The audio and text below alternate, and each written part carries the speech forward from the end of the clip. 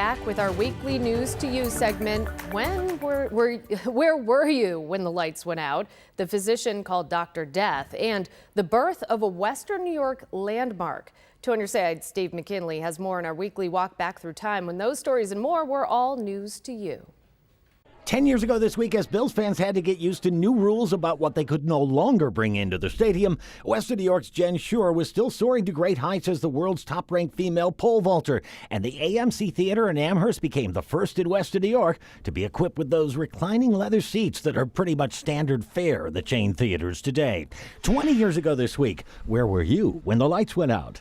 Like a flick of a switch, the blackout cascaded across 9,300 square miles. 50 million people without power from Vermont to Detroit to Toronto and Ontario in Canada. Nor was Western New York spared in the great Northeast blackout of 2003, which began late in the afternoon of August 14th. At one time, we had 11 hospitals working off of generators. Civic leaders urged calm. There's no reason to believe that anybody's in harm's way or in jeopardy. But as the sun began to set, the numbers began to rise of those rushing out to get fuel. Everybody and their mother's coming to the gas pumps right now. And supplies to weather the impending darkness. We were out within probably an hour and a half. We went through DCs, lantern batteries. I mean, just went through everything that we had. And amid much speculation, at first I thought it was like a terrorist attack or something. In the end, the culprit turned out to be tree branches contacting some power lines in Ohio and a software bug in an alarm system that failed to warn operators there they needed to redistribute loads, setting off a chain reaction surge that took out more than 200 power plants. While most affected areas had power restored by midnight, by the time it was over, the Great Northeast Blackout held a distinction. The biggest blackout in U.S. history.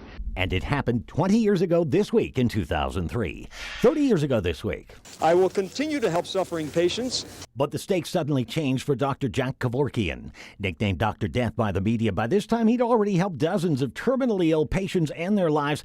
But this week in 1993 was when he was finally charged with violating a new law in Michigan outlawing physician-assisted suicide. In truth, it was just what he wanted, a show trial, allowing him to gain more attention for his cause and challenge the law in court.